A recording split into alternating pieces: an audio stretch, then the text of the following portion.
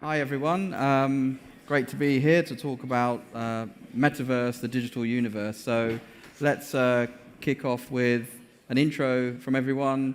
And perhaps, Seb, you could start at the far end. Sure. Hey, everyone. My name is Sebastien Borget. I'm the CEO and co-founder at the Sandbox, which is a gaming virtual world that allows players and creators to make 3D assets, game experience, and monetize them through the use of NFTs. I'm also the president of the Blockchain Game Alliance, which now counts more than 250 members pushing for adoption in blockchain within the gaming industry. Hi, everyone. I'm Robbie Cochran. I'm a co-founder and CEO of ChainGuardians. ChainGuardians is a play-to-earn gaming ecosystem. We have multiple products in there, including a turn-based RPG, an NFT proof-of-stake mining platform, and most recently our sister project, Chainboost, which is a launchpad incubator protocol. Hey guys, my name's Piers, and I lead the crypto efforts at BITKRAFT, who are one of the largest and most active game investors globally, broadly investing in this synthetic reality thesis, the convergence of the physical and digital worlds. Spans things from sort of volumetric video to network latency infrastructure to in-game advertising engines, even sort of brain-computer interface stuff we've done recently. And I also venture partner at Delphi, where we've been very active all around the ecosystem on the tokenomics side and also on the investment side. Yeah, hi. I'm Aleksander, one of the co-founders of Sky Mavis and Axie. Some of you might know us. We're making a digital pet universe where you use your game characters that are NFTs to harvest different resources, and that again has enabled players across the world to make a living for the first time, I would say, at least at scale in games. So yeah. Great, thanks. So a bit about myself. Justin Banon, co-founder of Boson Protocol. So we're building the sort of decentralized backbone of commerce, and we're starting with the metaverse, building out a space in Decentraland called Boson Portal that's enabling brands to sell physical products as NFTs directly from the metaverse. So excellent. So it wouldn't be a panel on the metaverse without starting with the standard question, what is the metaverse? And perhaps we could start with you, Alex, this time. Yeah, sure. So I think the definition of a metaverse is still being, figured out fully. So everyone is trying to, big tech is trying to co-opt it into their businesses, and then you have, blockchain or the decentralized space on the other side. So for me, what I would say, the metaverse is supposed to be an open space where people can own their assets, they can work together, and they can play together eventually. And I think we're heading into that area, especially when you have products like Axie and other games who are enabling some of the amazing new benefits that is being possible using blockchain tech.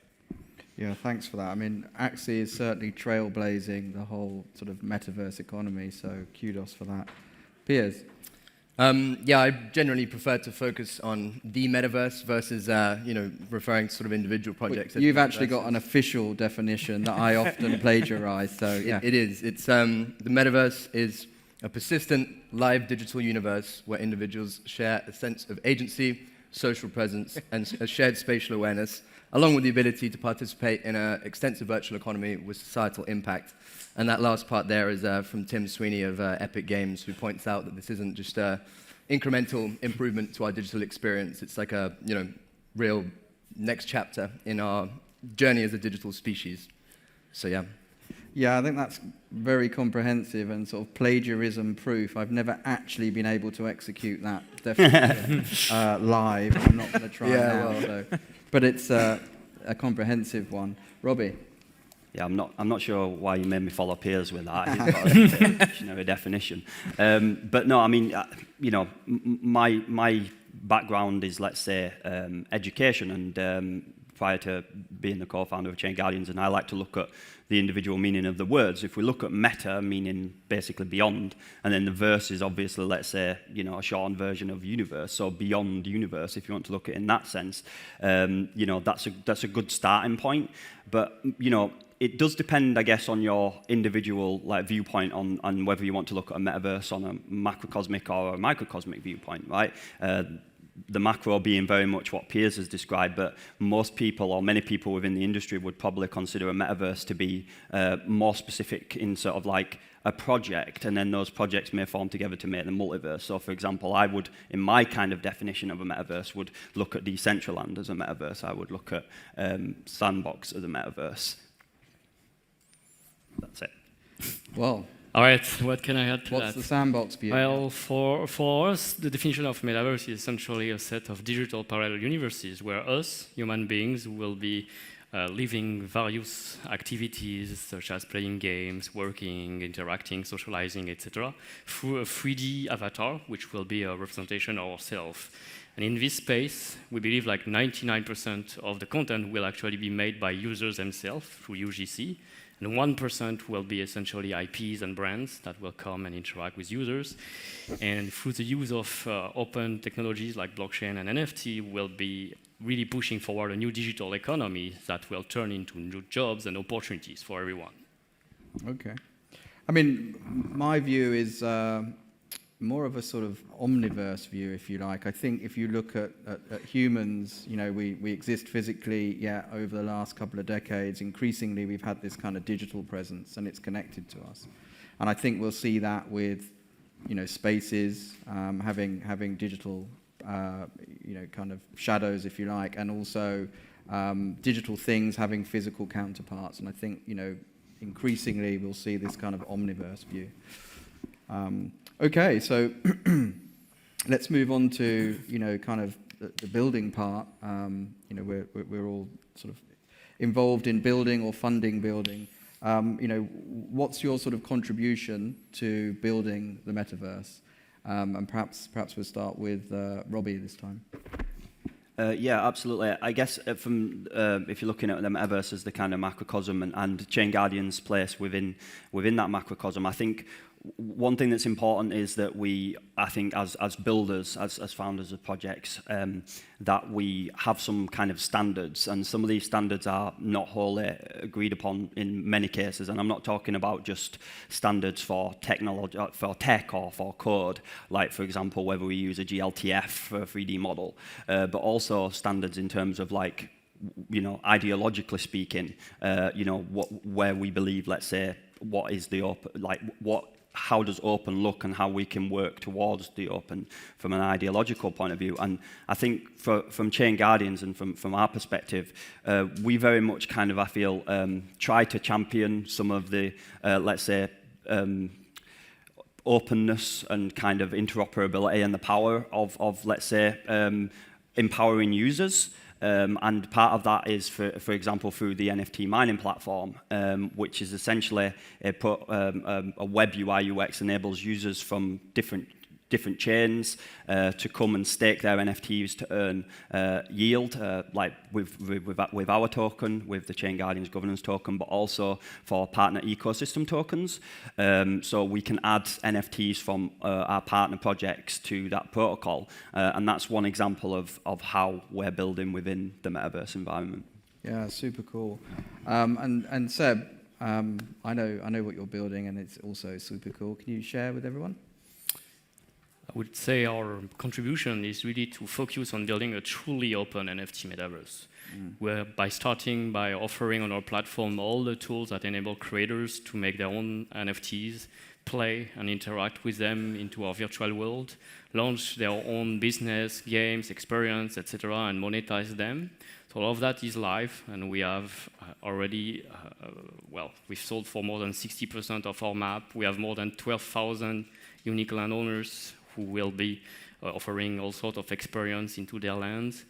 We have an ecosystem behind with game studios who are going to be the first builders and participating into this adventure. So that's something important. But going further, like what it truly means to be open means like we not only want people to make their NFTs and use them in Sandbox or potentially outside of Sandbox into other dApps, but we also want to allow any NFT owner to play with their existing NFT, such as like crypto art, displaying it, or their NFT avatar collection, like CryptoPunks, MeBeat, Bored Ape, etc. For those of you who are familiar, turning them into characters, which then takes life, and you can do so many more things with them. And that's our contribution, I would say. Yeah, no, it's great, and we're really looking forward to integrating Boson Protocol into Sandbox in the near future. So cool. Piers. Yeah, perhaps slightly less direct on my side versus these guys building projects, but our objective is really to sort of provide a robust financing and sort of network landscape basically for projects that we're engaging with. So between the work across both BITKRAFT and Delphi, there are a lot of synergies. So on the Delphi side, generally get involved very early on with projects, help advise on token economy design and other key sort of strategic decisions early on. And equally on the BITKRAFT side, on sort of game design, bringing in people that can help support the projects. And so that's kind of our objective in terms of our contribution here. Excellent, excellent. And Alex, I don't think there's anyone in the room that doesn't know what you've built, but perhaps for the one person that doesn't, you can outline it. Yeah, so I see our role in the space as educators. So right now we have about 2 million daily active players, and about 50% have never used any crypto application before. So the first thing they discover is Axie, or they want to. They are crossing the chasm. Like, it's really hard to begin playing Axie right now. You're basically on an island. You need to get to the island somewhere. You can swim. A lot of people are drowning. Basically, they can't get to the game itself because it's so hard. So right now, we're trying to build a bridge. And that means educating the players about what's happening here. What does it mean to own a private key? What is a private key? I mean, my email is full of people who actually have, the thread or the topic in the email might be even their seed phrase. So, I mean, that's the level of education that we have to deal with. We get about 500 support tickets every day from people who have no idea about what this is. So, and 25% of them have never even had a bank account. So when we see our role here, it's mostly about how can we teach these users about what is the blockchain, what other benefits does it enable than just maybe making some money, even if that's what they come in for at the start. So they see the benefits that's possible, and they try to cross the chasm. It's hard, but in the end it's going to become easier. And I still see that we're so early. But imagine if we have 2 million players now, and it's so hard to get started. What happens when it's going to be super easy? I mean, that's what I'm so excited about, and that's what I think our contribution to the space is, rather than focusing on the openness and the interoperability. We actually took a step back.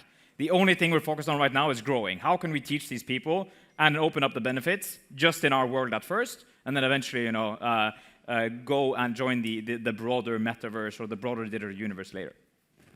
Excellent. Okay, and some really interesting concepts on kind of open versus growth that we will unpick. To kind of give an overview of what we're doing at Boson Protocol, our long-term vision is to be the decentralized backbone upon which all commerce can run, sort of like a clearing rails. But our protocol uses NFTs encoded with game theory to regulate transactions between buyers and sellers without an intermediary.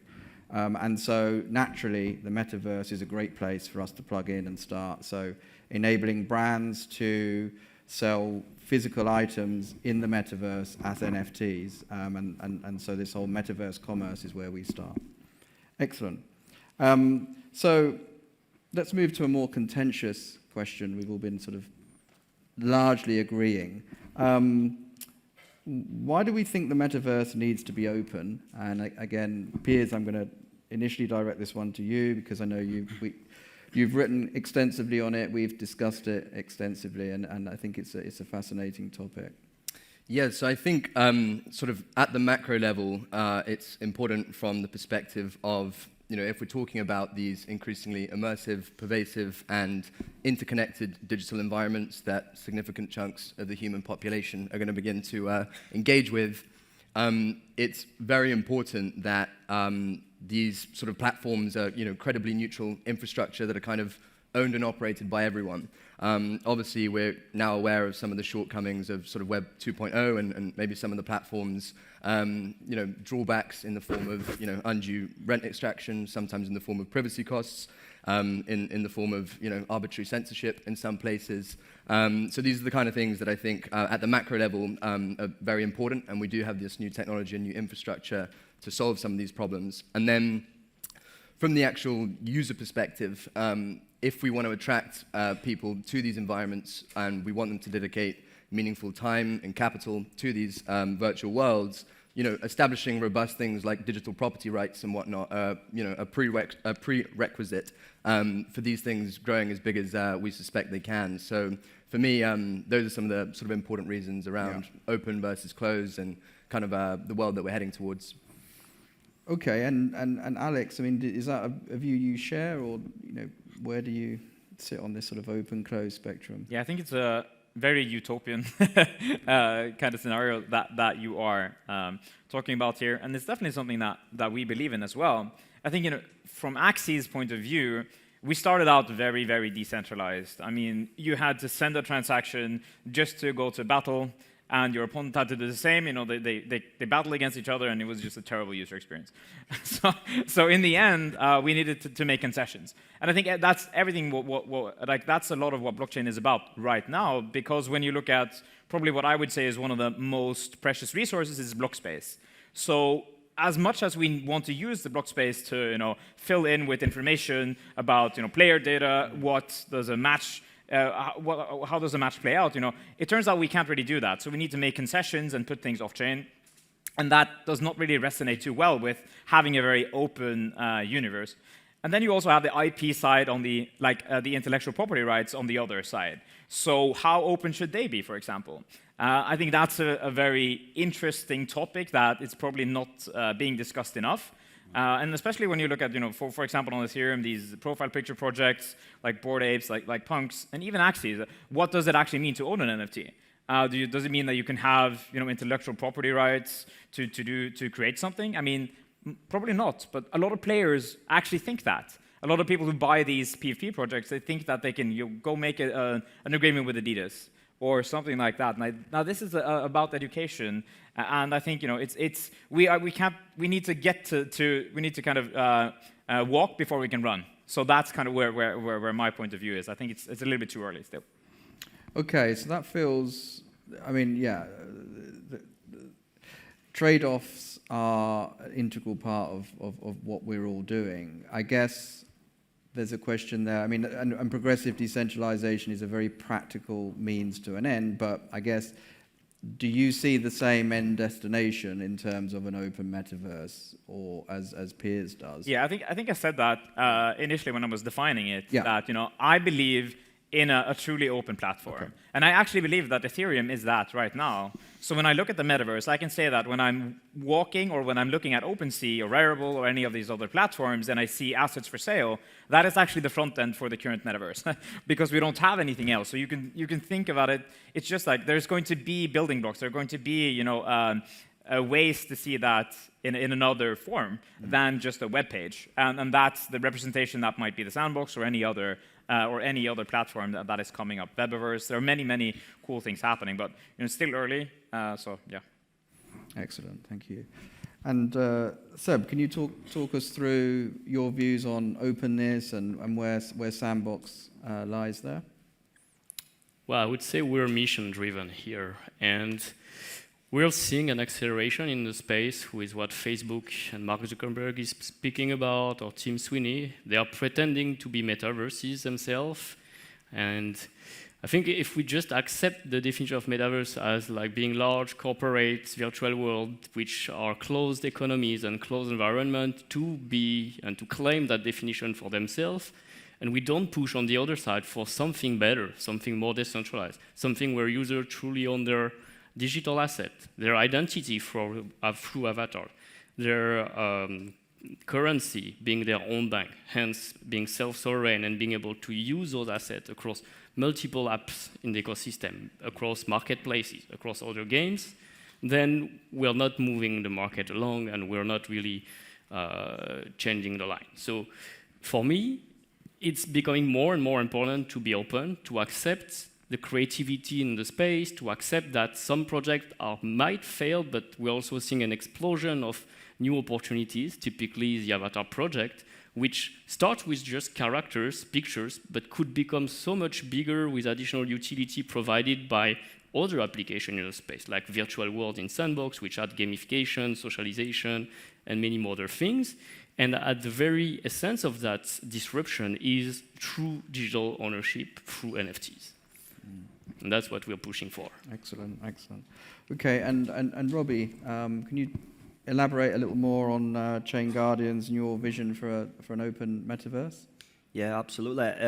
I think very similar to Seb, we do believe in an open metaverse, and we believe in working towards true digital ownership and empowering the users and the communities to monetize and so on and so forth, rather than being the product themselves, actually owning what they create, and all of that funds or fees or whatever goes to the actual platform owner. It happens all day, every day in our lives. I mean, I read something the other day, which I think Spotify has takes 84% of revenue for music creators. So just as an example, that is what we want to avoid with the open metaverse. If you create something, you should be the principal benefactor of that.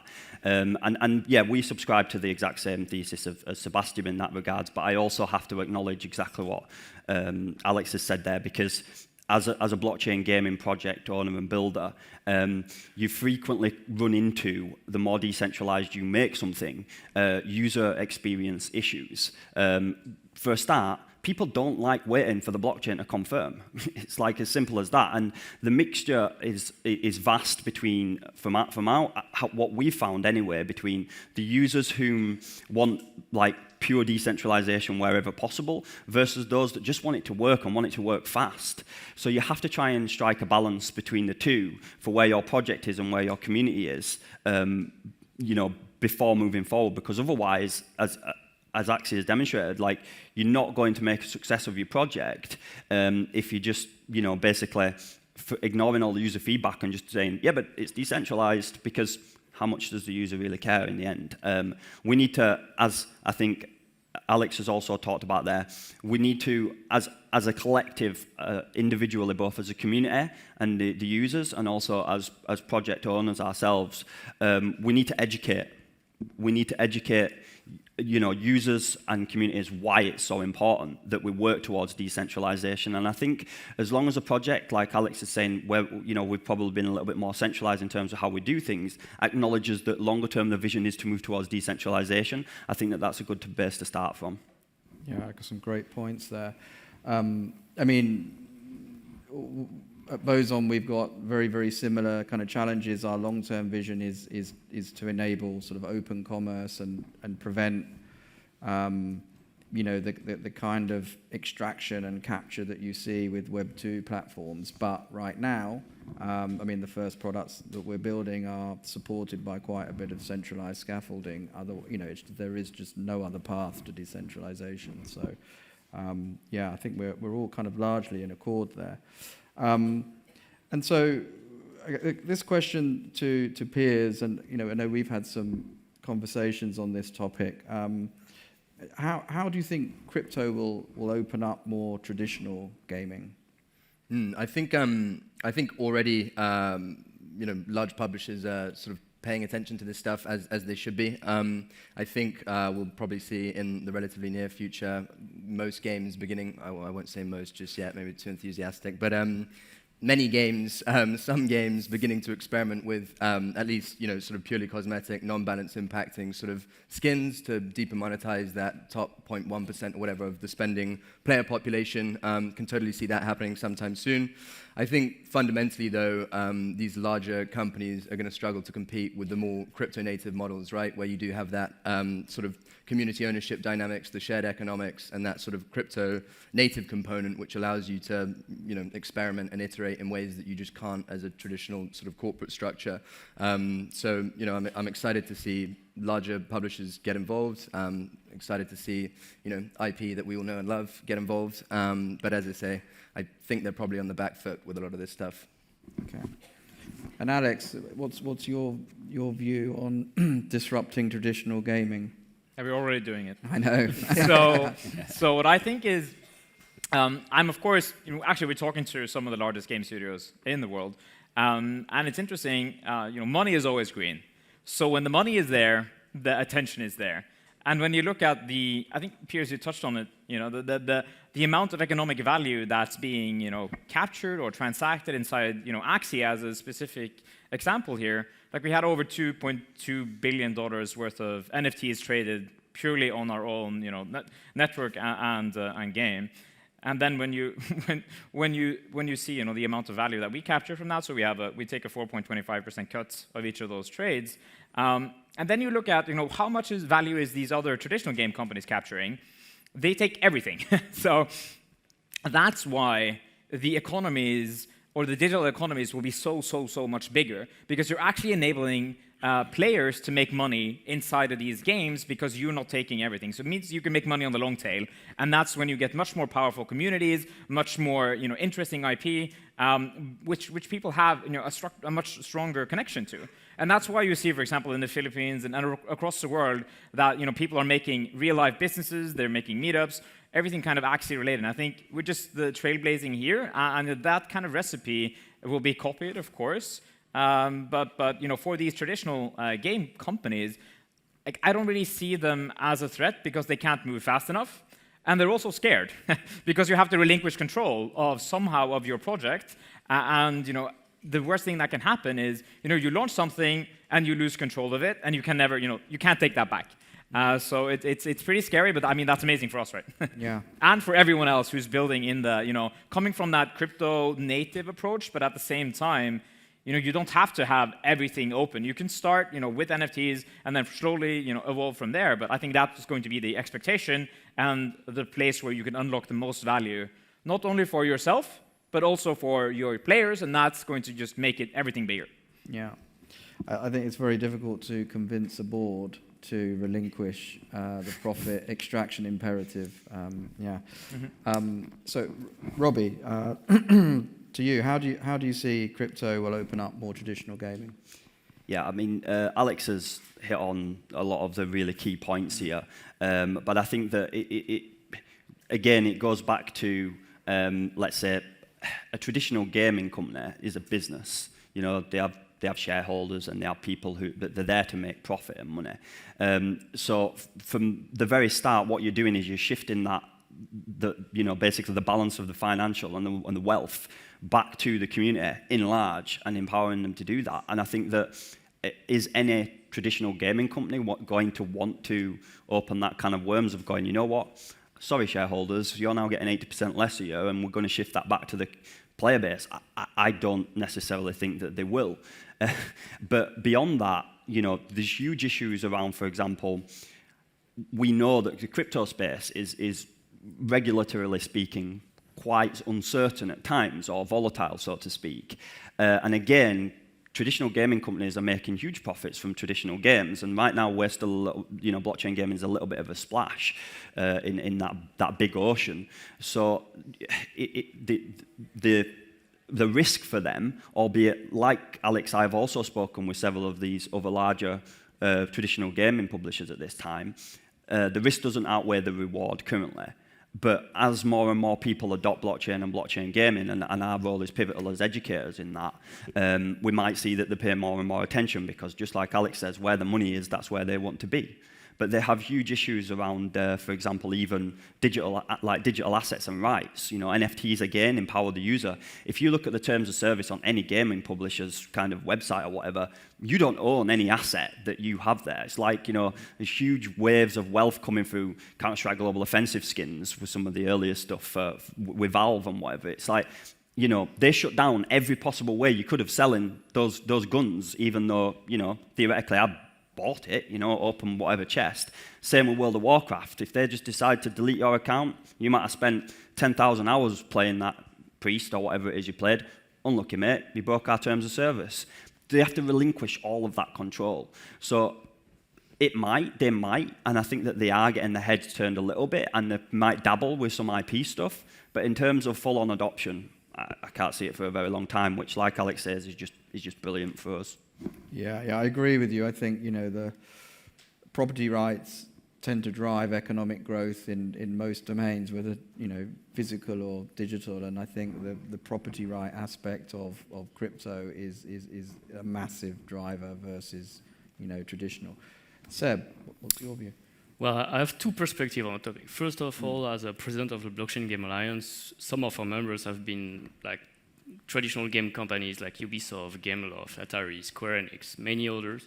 They've been members, they've been following the space for a long time, educating themselves, and trying to find strategy to actually apply NFTs, decentralization, crypto, DeFi, DAO, etc., to their business model, which, like Alex said, is proving very difficult because it's going to impact the way they've always been thinking their business model, etc. However, we're starting to see a big shift now, and that shift, I'm seeing it in my capacity as a co-founder of Sandbox, as we're definitely talking with more and more game studios, as well as IPs and brands, and one of the ways they have to access the space and enter the metaverse is actually through the Sandbox and other decentralized virtual world. Some of them have started to make big moves, acquiring virtual land, virtual presence, and well, I think we're at the forefront of this now with more than 165 IPs and brands that include Walking Dead, Zepeto, Pororo, Care Bear, Smurf. We'll even launch Snoop Dogg recently, who are entering the space and going to build new type of experience, natively decentralized with NFT first in mind, and that applies those rules where they finally accept to let the users own the asset, build their own games, publish experience with them, monetize them, and do more things, relinquish control over it. So that might be the transition forward for all those larger game companies and brands for entering the space. Yeah, I agree, and I think I think this economic driver to have NFT type ownable assets is so strong that I don't think the traditional players will sort of be able to resist, possibly. Okay, so I mean that's the kind of a lot of this is the sort of bull case for crypto gaming, but. In terms of a sort of an open metaverse, what do we think the primary threat is to an open metaverse? And I'll direct that firstly to Robbie. Well, I think a huge, let's say, power struggle may occur depending on what huge corporations such as like Google and Facebook decide to do, right? And as we know, typically speaking, they would, as a user of those services, you are the product, right? You are the data point or whatever. And I feel like Facebook and Google and bigger corporations that are basically redefining themselves, and I think it was Alex who touched on this as well, or maybe Seb, as metaverses, and marketing themselves as such to users, could pose a big problem, both in terms of, let's say, education, but also in terms of how these virtual worlds are created as well. Excellent.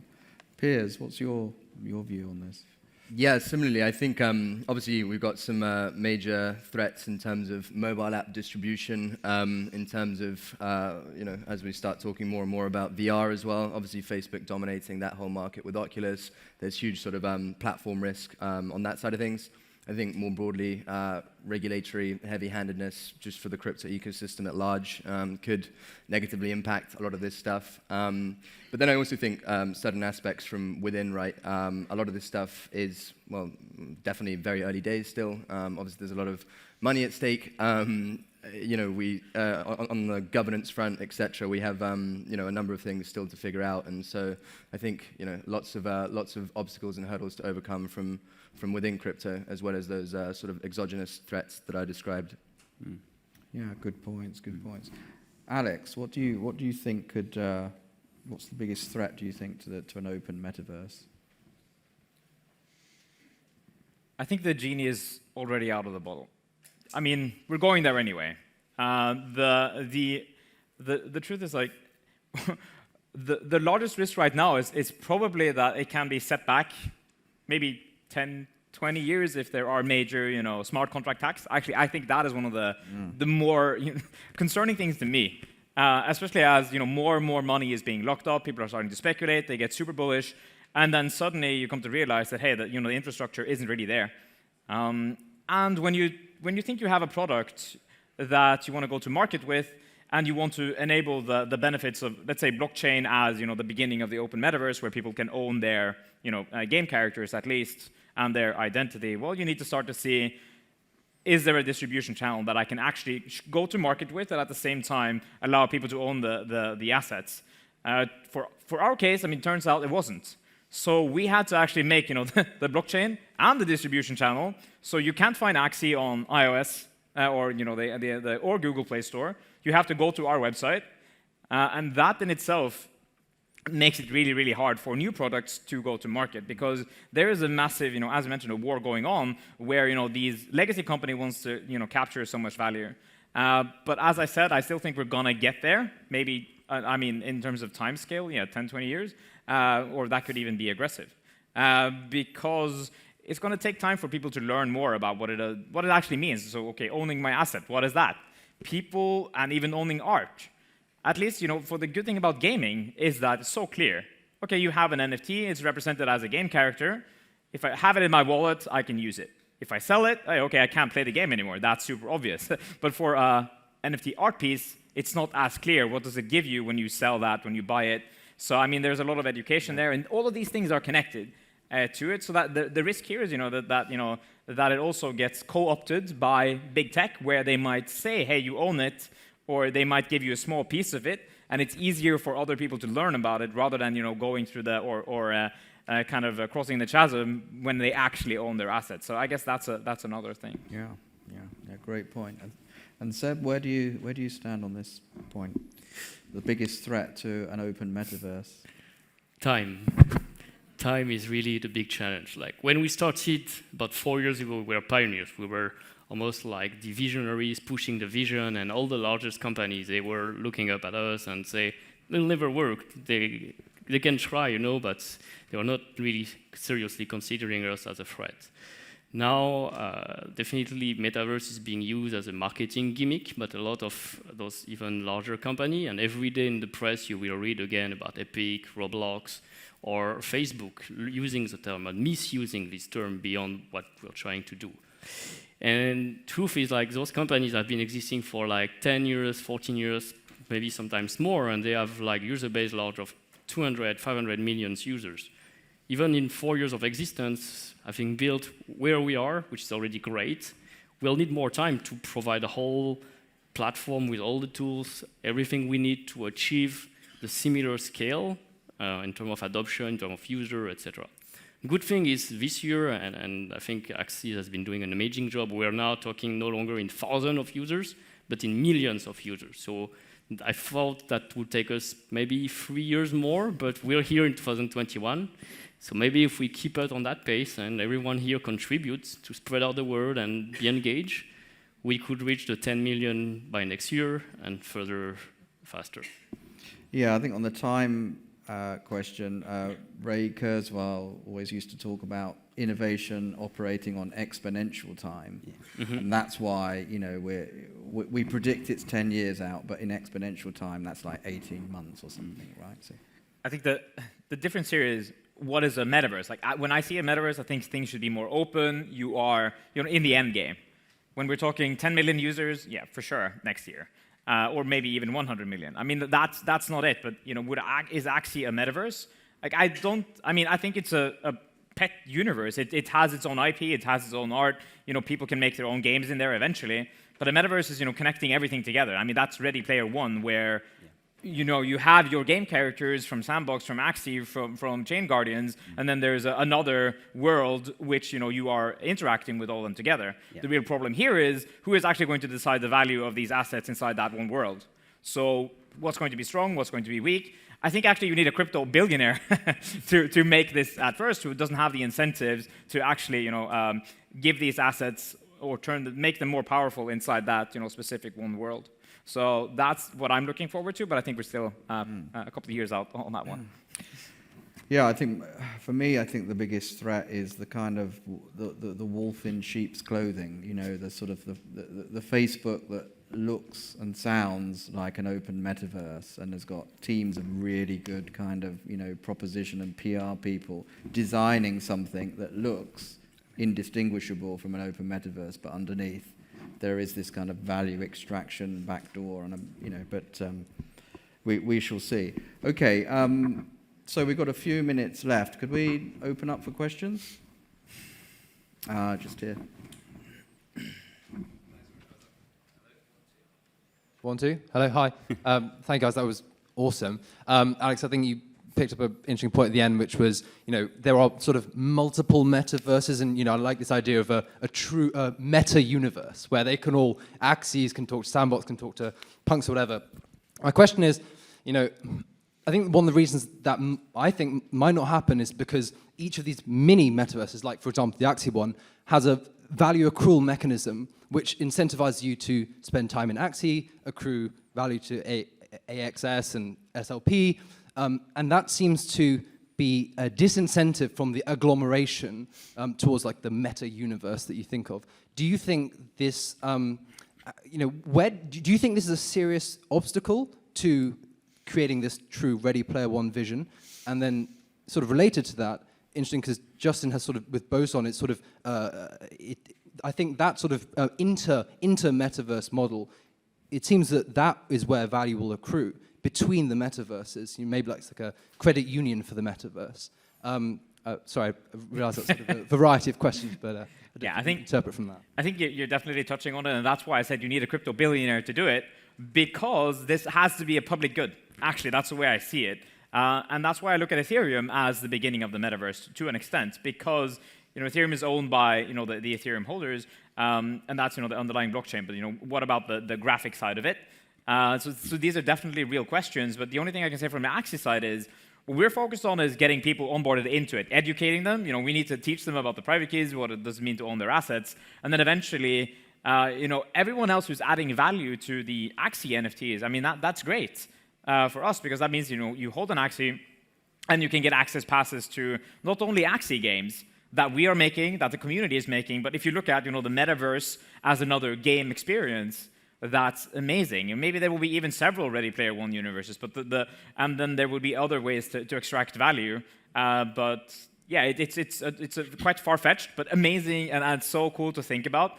It's just, as I said, let's kind of walk before we run, and then try to get the users onboarded first, and then eventually, some smart guys, maybe after Axie or who knows, in 10 years, maybe we can do something cool there. I think the problem with the crypto billionaire thesis is that for Jeff Bezos, he didn't stop at billionaire, did he? So. If I may add, it's not just about extracting value, it's adding value as well. And I think this is the last question, right? Go ahead. So you mentioned earlier that it wasn't possible to have a metaverse in the App Store. Why is that? And what nuances need to change to make it possible to live in the App Store as well? Who would you like to answer? Well, let's start with Alex, but I think they would have I think maybe I answered it. Maybe Piers? Yeah, I mean, largely, obviously the app stores take their sort of 30% fee on all sort of economic activity or in-app payments and whatnot. The structure of these economies is such that they wouldn't be able to do so, generally speaking, and so these things often don't get approved. There are some early instances of things like getting through test flight and whatnot, which are just NFTs where you just authenticate your stuff maybe on a web wallet or something and can view it in game. But that's largely where the problem stems from, is that these guys want their sort of 30% fee on any mobile app distribution, and so pretty much incompatible. It's also there is no infrastructure that enables this in a good way. So if you want to buy an asset on the App Store, you just rent it. It's the same standard model. But you won't get it in your wallet, for example. You need to go through the Coinbase wallet or any other wallet. Coinbase might actually have removed their browser, NFT history, all that stuff because of the regulatory issues. This is a minefield. And that's why you just have to leapfrog it, if you can, or try to at least. But I mean, of course, it would be great if we could ship the Axie app or Sandbox or any other app and actually just say that when you're buying something, you get the blockchain asset. But the problem is there is, let's say players want to trade against each other, then suddenly there is they make money. Like, it's basically the creator economy. So they're trading against each other. There is value extracted. Does it mean that Apple should take 30% of each of that trades between the players? Like, the answer to that is no, obviously, because the players wouldn't accept it. So you would have to take Apple's cut on the other cut that the company is getting. I mean, I think we. I think we've run out of time there, so brilliant. And out of time, we could talk all night, and perhaps we will, but just to say thanks for an incredible panel, and thanks for inviting us.